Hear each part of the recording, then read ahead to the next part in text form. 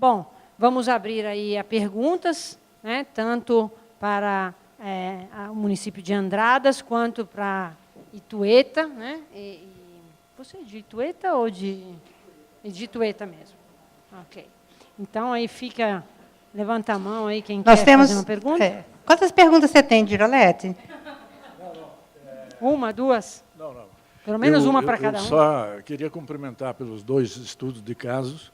Eu, na verdade, trabalhei um pouco um trabalho sobre a avaliação da participação da imigração italiana no desenvolvimento de Minas Gerais e queria, pegando esses 2 casos, exatamente situar isso na contribuição dos italianos no desenvolvimento de Minas Gerais. Quem trabalha com os dados estatísticos de quem chegou por Juiz de Fora não consegue saber os italianos que vieram do Espírito Santo para cá, nem de São Paulo, porque é migração interna e nunca é registrado. Então, quando você vai comparar, por exemplo, um balanço da imigração italiana no Brasil, nós temos em São Paulo 1,5 milhão. No Rio Grande do Sul, são em torno de 100 mil a 120 mil. Todos concentrados na região italiana da Serra Gaúcha. E aqui nós temos de 80 a 100 mil. Mas essa quantidade de italianos que vêm de Minas Gerais, que vêm para Minas Gerais ou do Espírito Santo, não foi registrada. Então, é uma coisa que é extremamente importante. A outra coisa que eu queria assinalar é que os italianos chegam no momento da abolição da escravatura. E nós, basicamente, o que tínhamos? Os senhores e os escravos. E nós temos aqui o depoimento claríssimo de como é que se forma uma classe média rural de italianos que vem exatamente diversificar a estrutura social daqui, de Minas Gerais, que terão um papel extremamente importante no desenvolvimento de Minas Gerais. A outra banda da formação da classe média são os operários que vêm na cidade, empresários, pequenos empresários, que vêm, prestadores de serviço, que vêm para a cidade. Então, aqui nós temos, além da contribuição propriamente a um nível produtivo, que o café era a principal riqueza, nós temos também a formação de uma nova sociedade, uma sociedade de classe média, que é fundamental para o desenvolvimento do país. Isso é um dado importante que talvez vocês que trabalham mais o estudo do caso não tenham a percepção do significado que a imigração italiana teve do ponto de vista econômico, do ponto de vista cultural, do ponto de vista social também, que é extremamente importante. E, nesse momento, também a transferência da capital para Belo Horizonte, e começa todo um trabalho de modernidade. E, com isso, eu te passo a palavra.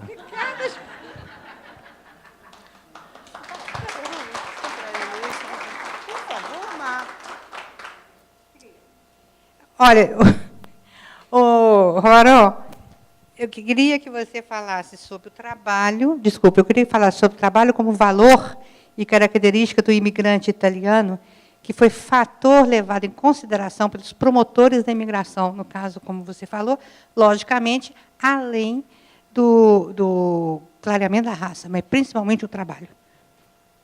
Rapidinho. Então, essa é uma questão que eu toquei com a Juzi quando eu fui convidado para o evento, e que não deu tempo de falar como não daria, como não deu tempo de falar muita coisa. Eu falei assim, nossa, mas são resultados iniciais, mas na hora que eu comecei a organizar os slides, eu falei assim, ixi, 30 minutos não vai dar. E não deu mesmo. E fora a minha falta de intimidade com o microfone, né? Mas, enfim, a questão é o seguinte, você vê desde os anos 30, né, principalmente no partir dos anos 30, a Inglaterra vai ter essa pressão grande, como ele falou, essa questão a questão do mercado, né, da formação de uma classe média. Porque uma das hipóteses, né, que não é completamente uma das hipóteses que não é completamente comprovada, mas que por que a Inglaterra está pressionando tanto para acabar com a escravidão? Porque o escravo não tem salário. E se você não tem salário, você não tem consumidor. Se você não tem consumidor, você não tem um mercado consumidor. Você não tem como fundar uma sociedade de consumo. Então, o que o nosso amigo ali falou da classe média, da importância da classe média para o desenvolvimento do capitalismo, de uma sociedade de consumo, de um mercado, tem a ver com o que a Inglaterra estava querendo na época, que era, ela estava na segunda Revolução Industrial, vamos ampliar os mercados do mundo. Se o Brasil fosse uma sociedade de mercado, ele seria um grande mercado. Né? Então, essa é uma das questões. A outra questão era a questão, bom, nós precisamos acabar com a imigração e introduzir o trabalho livre, mas é uma sociedade que ela... qual o trabalho na sociedade é um antivalor? Por quê? A sociedade colonial, ela é descendente, não é exatamente feudal, o antigo regime português, mas ela tem esse valor do antigo regime que o nobre não trabalha. O que é ser nobre? É não trabalhar. Então quem é que tem status nessa sociedade colonial? Quem tem escravo, quem trabalha para você. Tanto que você pega Machado de Assis, né, Capitu, você vê que o escravo Paulo lá, é uma coisa que o Raimundo Faoro trabalha no Machado de Assis, acho que é a pirâmide do trapézio. A primeira coisa que ele faz, e era comum, eu vejo na documentação, o escravo consegue uma carta de alforria, a primeira coisa que ele faz é comprar um sapato e comprar um escravo, porque comprar um escravo é embranquecer, ascender socialmente. É não trabalhar com a própria mão. Então, eu vou me tornar livre, eu vou trabalhar? Não. Então, a cultura da vagabundagem é do negro? Não. Porque a população branca critica o negro, que o negro é vagabundo, que ele não gosta de trabalhar. Na realidade, o antivalor do trabalho ele tem origem branca, portuguesa, de antigo regime português. Né? Então, teve dois teóricos, teorias racistas influenciaram na discussão do branqueamento da população. Né? Essas teorias elas estão no começo do século XIX meio polvilhadas, elas vão na segunda metade do século XIX se juntar em dois autores, duas teorias diferentes. Um é o Barão de Gobineau, que é francês. Ele vai desenvolver o conceito de eugenia no ensaio sobre a desigualdade das raças, que diz que a cruza de raças diferentes produz indivíduos mais burros e violentos. Simplificando, tá? Não é um pouco mais chique o que ele diz, mas a essência é essa. Isso. Então, a mestiçagem... E ele vem para o Brasil em duas missões diplomáticas, ele fala para o Dom Pedro que isso era um espetáculo bizarro de entrecruzes de raças que estava fadado à autoextinção.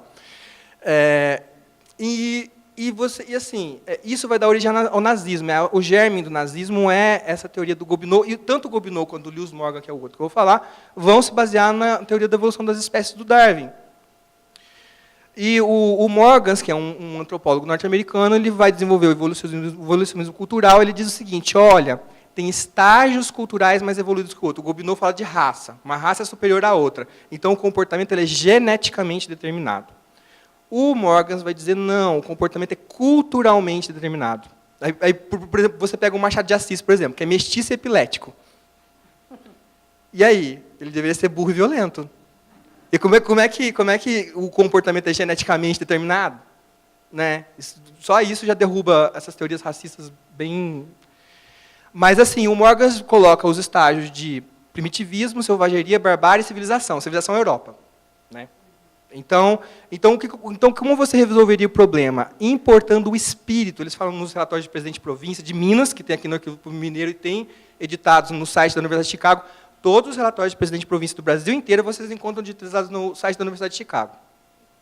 É fantástico. Está tudo digitalizado lá do Brasil inteiro, província por província. E os de Minas também, inclusive os que estão aqui no Arquivo Público. Você vê as discussões, né, depois que passa a data de publicação na segunda metade do século XIX, eles incorporam muito esse discurso do Brasil. O Brasil dá para falar de Gobineau? Não dá para importar a teoria do Gobineau. Quem importou a teoria do Gobineau? A Argentina. A Argentina importou o Sarmiento e dizimaram todos os índios dos Pampas, porque não podia ter mistura de raça, mataram tudo, genocídio mesmo. O Brasil já tinha uma população miscigenada, como é que eu vou aplicar isso aqui? Então, ficou essa coisa do evolucionismo cultural. Vamos importar o imigrante europeu não só para embranquecer a população, mas também para trazer uma cultura de valor do trabalho, que aqui o trabalho é um antivalor. Então, como é que nós transformamos o trabalho num valor, de um antivalor? Como é que nós vamos conseguir culturalmente, numa cultura em que o trabalho é um antivalor, como é que a gente vai fazer nessa sociedade que tem essa cultura em que o trabalho é um antivalor, da malandragem, da vantagem, da servidão, como é que nós vamos transformar essa cultura numa cultura em que o trabalho é um valor? Vamos importar uma população europeia que tem essa cultura e que pode maciçamente influenciar a população. Então, quando eles falam de importar o espírito europeu nos relatórios de presidente de província, e tanto no Falas do Trono, que é um livro que tem a compilação dos resumos das discussões da Assembleia Legislativa, é uma última publicação dos anos 70, de 1970. Toda a discussão, e você encontra lá as discussões sobre a montagem da imigração, né, nesse processo de pressão todo da Inglaterra e tal. Eles falam, vamos importar o espírito. Importar o espírito é nada mais, nada menos que você tentar importar uma cultura que não é nossa. Vamos tentar influenciar uma mudança cultural através da imigração. Então, é um pouco isso que eu acho que eu talvez queria que eu dissesse, não sei. Tá?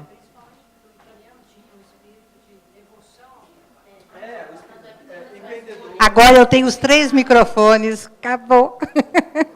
Olha, nós vamos fazer um intervalo de 15 minutos, queremos agradecer a presença de vocês, parabéns pela pesquisa, pelo trabalho, pela paixão. A paixão é mais forte do que tudo. 15 minutos, a Silvia só quer um recado aqui.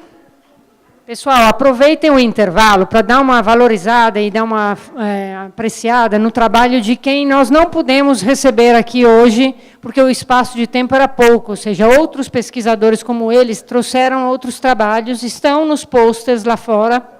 Esperamos poder ter outra oportunidade de convidá-los, mas são trabalhos tão apaixonantes quanto esses, então convidamos que no intervalo vocês dediquem um tempo para apreciar. Obrigada.